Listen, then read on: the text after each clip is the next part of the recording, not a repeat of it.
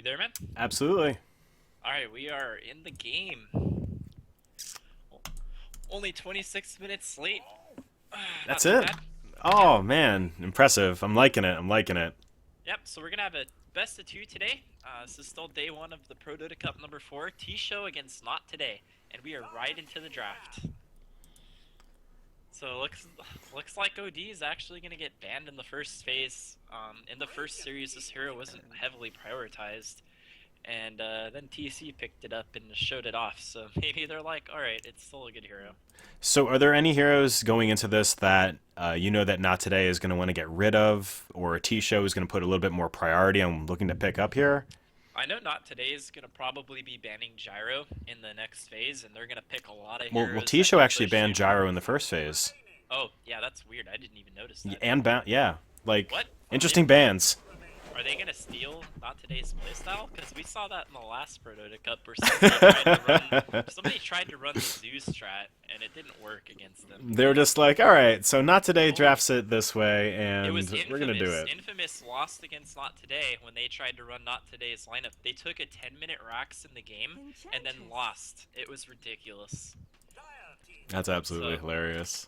yeah, Enchantress getting picked up first. Not surprised, Not Today. And, wow. So Wow. T-Show, they banned Gyro, and they went right into the push lineup with the heroes that spawn lots of pushy minions. So, Yeah, that makes sense for yeah, them no to do flank that. gaming. Yeah, Absolutely not.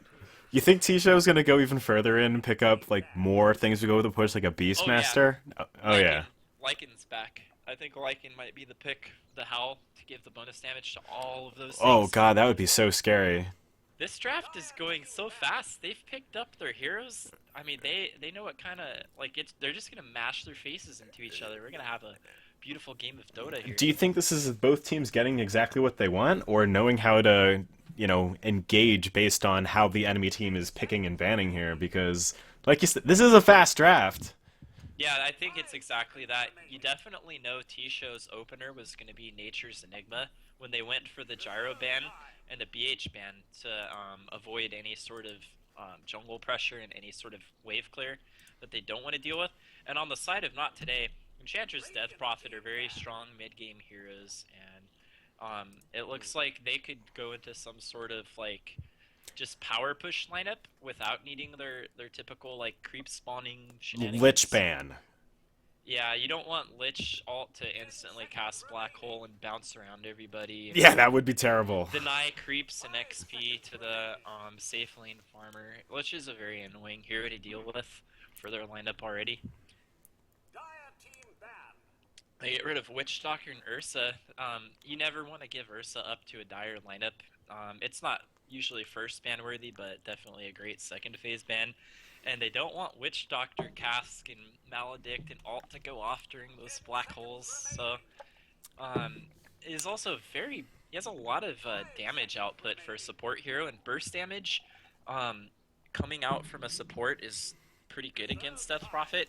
And the Death Ward is unaffected by Enchantress's passive, so that really nerfs her as well. Yeah, So great absolutely. bans by the side of Not Today, and by the side of T-Show. Both teams definitely very good Dota knowledge coming out from them so Yeah, far. their bans and picks are definitely dependent on the theory of which they think each other team is going to do, much more so of, the immediate picks of what they can grab. But getting rid of the Spectre here, so no ultra late game carry for Not Today. Yeah, it's Spectre and Nature's Prophet. It's just too much. That The would be too ability to much. bring Kuros into fights that aren't there is just too much. Like in our previous series, having the Zeus ult and the Furion, not Freedom just wasn't prepared to deal with that sort of like global presence everywhere, and they crumbled under the pressure. Under pressure! So, looking at T Show here, are there any mids that you think are going to be the ones that they need to have to set the pace of the game? I would. I don't think there's any hero they absolutely need. If they wanted to go for like an old school Roche control style, TA would give them great vision of the map, huge burst potential. Um, they could push high ground and have the TA just like rip into the buildings with the Deso. Invoker is more of the current meta hero that fits it. You can summon Forge Spirits, you can build into Necro or whatever it is you do. You're very good in the lane.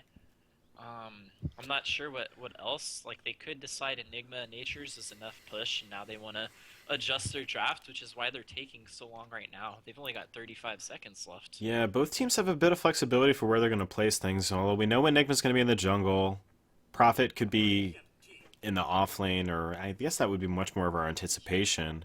Yeah, Lion is going to be the hard 9 position pickup for them. They don't want to reveal their play just yet. So Lion's pretty safe, and like we were talking about earlier, having a support that can do tremendous burst damage is so good into the Enchantress Death Prophet. I feel like it's an absolute like amazing pick. You've got 2 disables too, so I mean, if Death Prophet like gets a BKB later and a Blink Hex from Lion hits, that's gonna be like a guaranteed 6 seconds of disable and like burst magic damage in your face. It's hard to play into if you fall behind on DP against that kind of a lineup. Yeah, and Lion is so great against Enchantress because you're able to just burst her down and not have a care in the world of untouchable. Yeah, if you're level 6 and Enchantress hasn't had a good start, your Lion could almost just solo finger for a kill. Yeah, It's ridiculous. couple Ever hits and then a finger. Yeah, I'm not sure how many patches ago it was, but they buffed Lion's damage at level 1 of his ultimate so much. I mean, I think it was like a 450, 500 to a 625 or something ridiculous like that. Making him stronger than Lina in the beginning parts of the game. So Not Today has spent all of the reserve time, and man, they still haven't picked yet.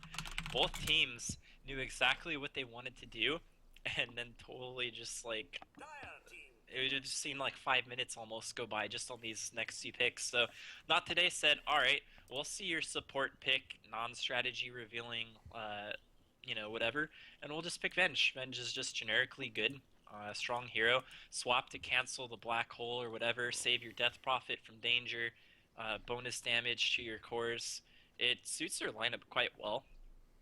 So, I mean, I guess Tisho still could they could just pick like a mid puck or something like that here, which should give them a lot more control and setup.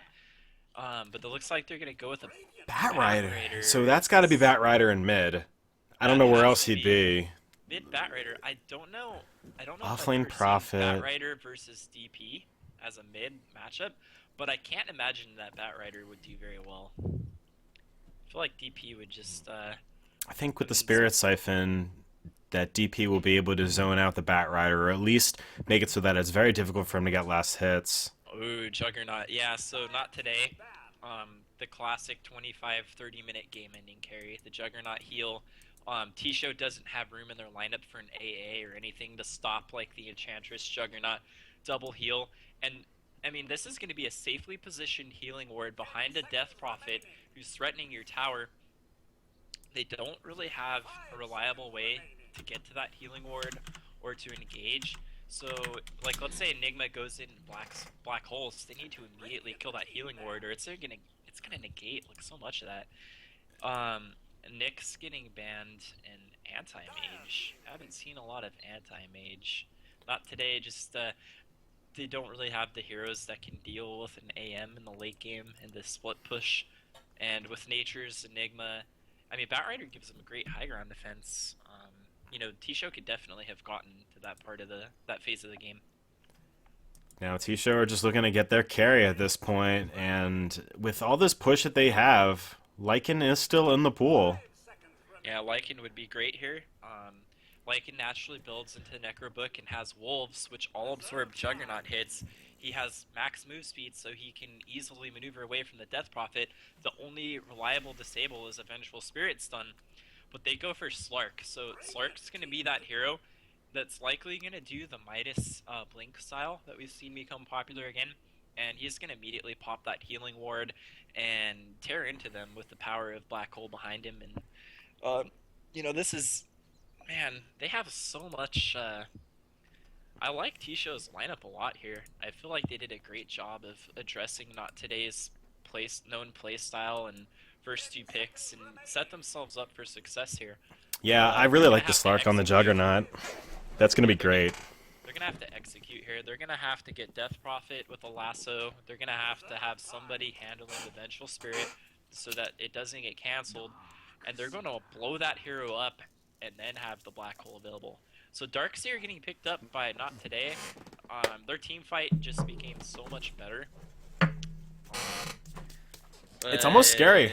You know, I the don't know. Darkseer with the Death Prophet's silence into the Juggernaut Omni Slash. I mean, it's not unexpected to see Juggernaut get a Battle Fury. It doesn't necessarily trend with how the meta is right now, but still a pickup that we could see. Oh, he's absolutely going to get one because of all those creeps coming out from Absolutely. the other side. Um, Especially if Nature's decided to go for like an Agnes or something like that, you're just instantly going to destroy any lane pressure that's present. So I don't know. I don't know. I mean, it's all on. I feel like it's on T-Show's shoulders to execute this game and to survive the laning and mid game. Well, the laning phase and the mid game pressure that's going to come out from Not Today. So if you'd like to introduce our teams for us, my man. All right, well, here we go. Going right into the game here. We've got Garrow here on the Juggernaut. I don't know who this guy is with all the hashtags on the Death Prophet. Any luck there? No. Nightmare on the Vengeful Spirit. We've got Jeppy on the Enchantress. And then in the offlane, we've got King Tekka on the Darkseer. Coming out from T-Show, we've got Lenaro on the Batrider. C4T on the Enigma. FN, what is that? HFN on Slark, ZZX on the line, and then you know, Tavo is back in the base as the Nature's Prophet spamming out some trees. Yeah, interesting. He's decided to go for brown boots here, so it looks like he's gonna want to get aggressive and do that phase boots rush where he can really start to pour the pressure onto that off lane. Looks like we've got some cute little wording going on here. Gonna Yeah, block up the camp for King Tekka, but I believe it got pinged out. So yeah. yeah, There's a ton of pings coming out from both yeah. teams here. Everyone saw everybody's early rotations and vision placement, so we'll see how the D wording goes here. Yeah, that should be pretty interesting, and it's both teams are just gonna square off, get their opposing runes. You know, Radiant on the bottom, Dire up top, and it seems as if Dire know exactly everything that's going on, who's going to be where, and things like that nature. So, in the early game phase, I think it's going to be on Not Today to have pressure and make it so that T-Show needs to respond to them. Yeah, this is a very interesting Dire ward setup. This is the anti-Dark Seer double ward strategy. They want to keep tabs on his movement here. It really And is. if Dark Seer abandons the lane and just begins to jungle, he's gonna get his farm anyways. So, I mean, I'm sure he'll be fine. He's gonna get everything he needs here. He's gonna have a pretty. I mean, Yeah, it's he not got the triple safest shell lane. off at the back, so he's able to get at least one of the CS and a little bit of harassment off. Yeah, I was gonna say it's not a very safe lane, and with the Nature's Prophet too, he's got to be very careful here. But man, he is laying into this lion right now. Right? Every single hit just doing absolutely huge amounts of damage on Lion with the 1 base armor versus the 6 that Darkseer has. But this forward vision is going to do wonders for the Lion to not only zone and keep the Darkseer back, they already blocked out the camp, and they'll be able to see if Lion tries to screw around with this large camp and pull that at all. Yeah. Sorry to interrupt you, but we've got a smoke bottom. We've got a troll creep flanking around the back. We've got Enchantress and Venge ready to land a Fury on here. I believe he's gonna die. I don't think he gets out of this one. The chain stuns come out perfectly. The net and the stun from Vengeful Spirit. Spin by Garu, and that's gonna be first blood picked up on your Juggernaut. Now, you think that if he waited till he got ensnared, he could have just TP'd out? Nah, the DPS was coming out too quickly by that point. They chained them together perfectly. So yeah, look at this, 13 charges on the Death Prophet's magic wand already.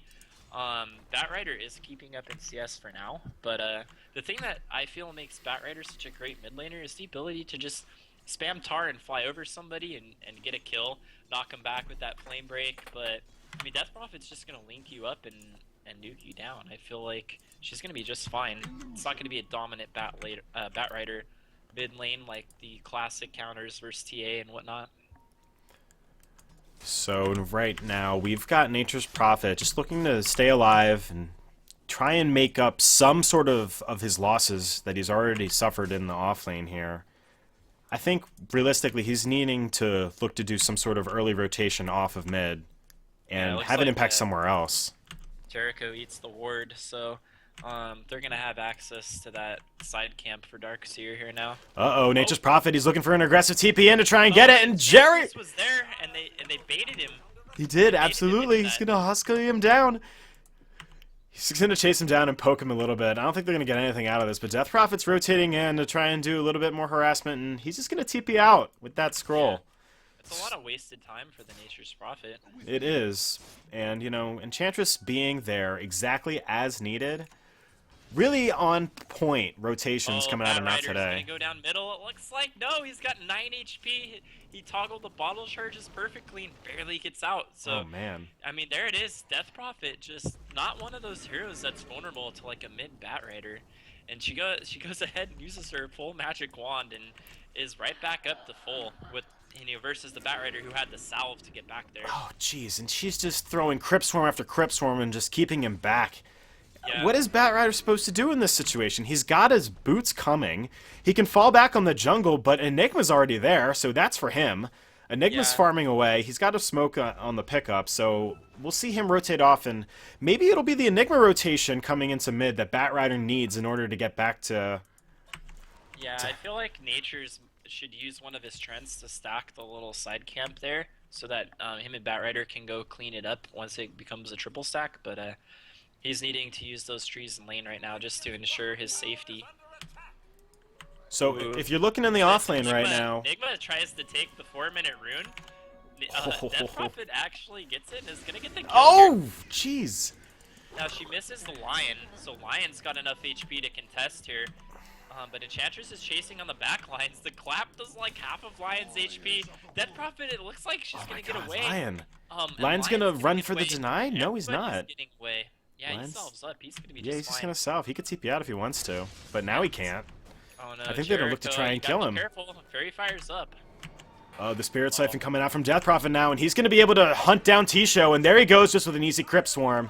Meanwhile, Jericho, he's just running in circles, and now with the Darkseer rotating in, that Nature's Prophet he's doomed, absolutely doomed. He buys out to try and minimize his loss, but the damage is done. He's going to fall. 4-0 going the way of Not Today. And meanwhile, Juggernaut's just in the bottom, free farming away. You know, just some casual 3/4 of the HP off the tower. No big deal. Yeah, Juggernaut has 37 CS at the 5-minute mark. Man, perfect farm for him. He got that tower almost all the way down during that engagement. So, like we said earlier, T-Show gave themselves like a pretty good set of heroes to play against Not Today's style, but they're just getting completely outplayed in the beginning part of this game. So rotations have been on point for Not. Yeah, well, what we are noticing here is that T-Show's just draft and everything as a whole is very greedy. It's just very greedy. Let's just call it for what it is.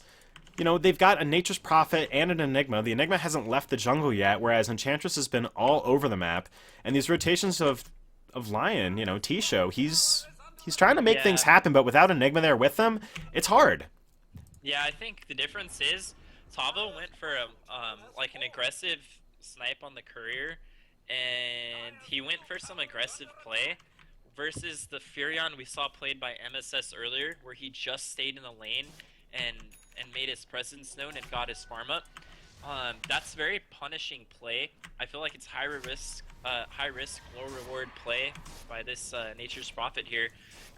Especially when there's going to be a lot of heroes roaming around like the Enchantress, and it's a low percentage kill on that courier at best because these players can see that he was teleporting in and they can react like they did with the courier because it shows the trees on the map before you get there.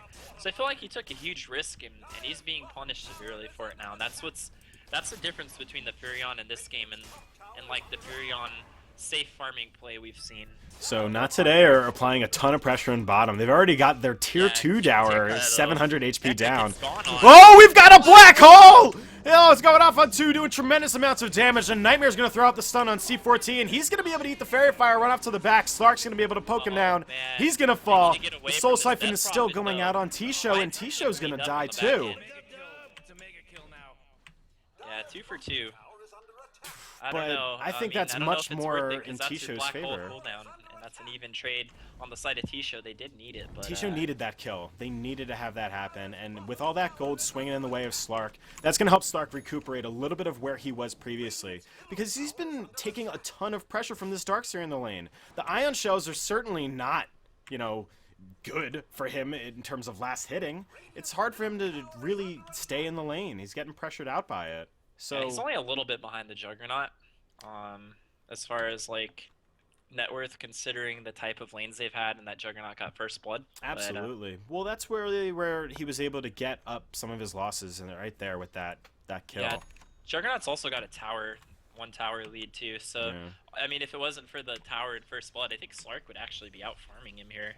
And you can always just think of those towers as that's just gold in the bank for later. This is the future investment. Just gotta cash it in when the time is right. Absolutely. Slark does have levels on Juggernaut though.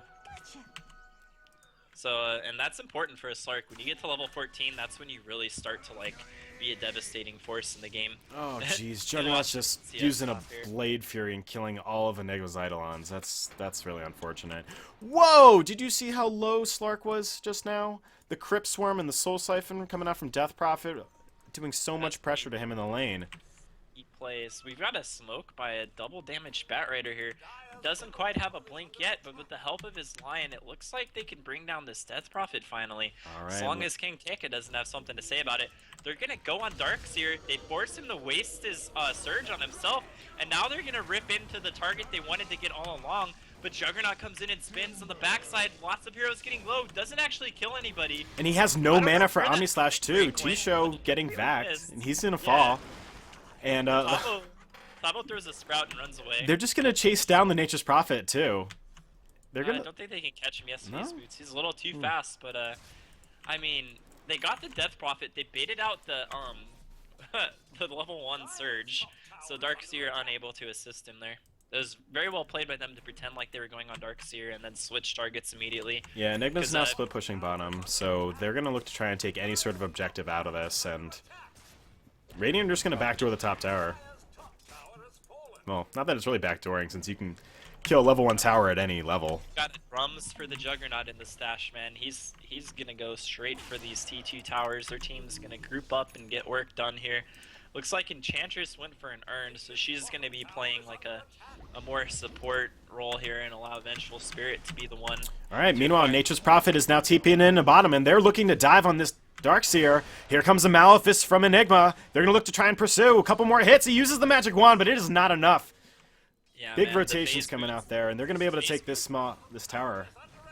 Yeah, the phase boot right clicks from Furion are doing 100 damage already. Oh yeah, and Nature's fair, Prophet's gonna follow up with a Drums 2 to boot, so they're gonna have that extra mobility coming out from them.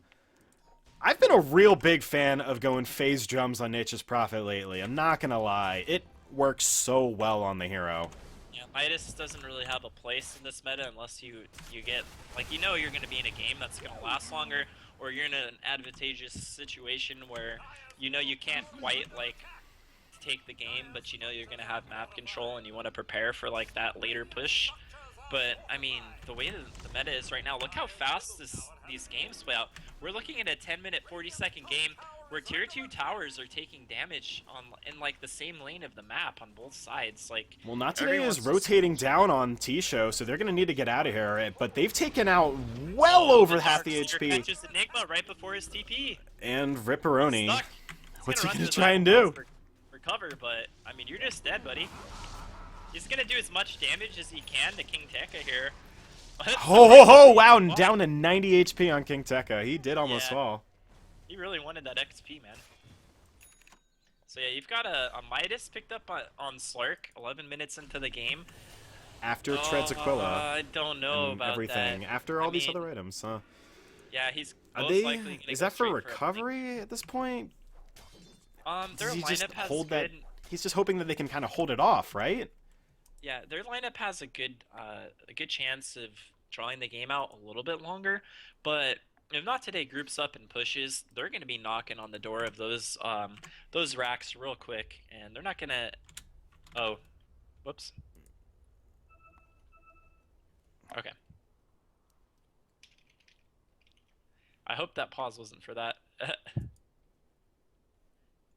Anyways, yeah, I was gonna say, like, if they decide to start pushing the high ground here, oh man, there's just like nothing. I just don't think that Midas is really gonna come online and do any work for them. Well, when you're at this point in the game where you're starting to get a slight lead, he needs to try and capitalize on it as much as possible. And realistically, he's just looking to try and keep the pressure back as long as they can so that he can try and get as much of a lead as possible, because he needs to be a monster in order to take down this Juggernaut.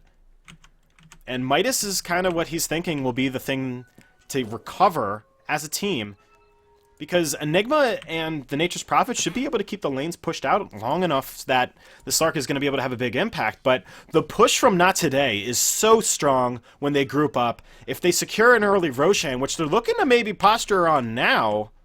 Yeah, it's gonna be tough with the Batrider. Absolutely. Since he's been in the mid lane and getting towards that Force Staff even so. It's really hard, but oh my gosh, they're gonna go for a pick on him here. He blinked a little bit too aggressively. Now they're gonna posture here and take this tier 2 tower, it looks like.